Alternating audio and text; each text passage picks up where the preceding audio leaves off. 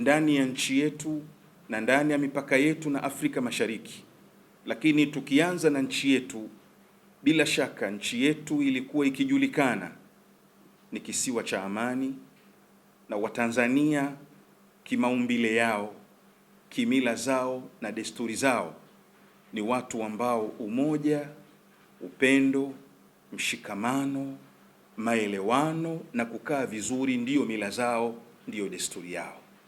Mwaka wa 1448 Hijria, mwaka wa Kiislamu, tunamuomba Mwenyezi Mungu Subhanahu wa Ta'ala amani na mshikamano viwe ndivyo vitu vinavyotawala katika taifa hili na katika nchi hii pendwa. Lakini jambo la tatu ambalo ni muhimu mno, kulingana na yale tuliyopita mwaka wa 1447, kuna haja kubwa mwaka huu mpya wa Kiislamu kufokasi na kuangalia kwa makini na kuelekeza nguvu zetu kwenye jambo la umoja wa kitaifa. Sisi wote katika nchi hii, Waislamu, Wakristo, Mayahudi na watu wa dini za kimila, hawana taifa jingine isipokuwa taifa hili la Tanzania. Umoja wetu, mshikamano wetu, kupendana kwetu ndiyo silaha pekee inayoweza kumshinda adui, ndiyo silaha pekee inayoweza kuleta maendeleo na utulivu katika nchi yetu.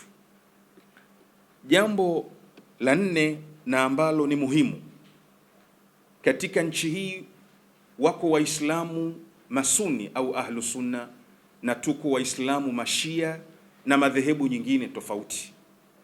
Sisi kama Waislamu, umoja wetu na mshikamano wetu ni maelekezo na ni amri ya Mwenyezi Mungu Subhanahu wa Ta'ala anaposema ndani ya Qur'an ya kwamba wa'tasimu bihablillahi jami'an wala tafarraqu. Kwa sisi Waislamu Masuni na Mashia, Maibadhi na twarika nyingine na madhehebu nyingine, kukamatana na kushikamana ni amri ya Mwenyezi Mungu Subhanahu wa Ta'ala ndani ya kitabu chetu cha Qur'ani. Lakini jambo la mwisho na la tano, sisi kama Watanzania, sisi kama Waislamu na dini zetu tofauti, Wakristo na dini za kimila, tuna asli na tuna maumbile Mungu alivyotuumba ya kuvumiliana.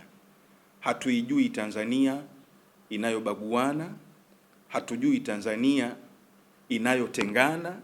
Tumekuwa ni watu tunaovumiliana katika madhehebu zetu, katika dini zetu na katika mambo yetu yote. Mwaka wa 1448 uwe ni mwaka wa kufuta mizozo duniani, uwe ni mwaka wa amani itawale duniani na ndani ya nchi yetu, uwe ni mwaka wa umoja wa kitaifa, mwaka wa umoja wa Waislamu na mwaka wa kuvumiliana.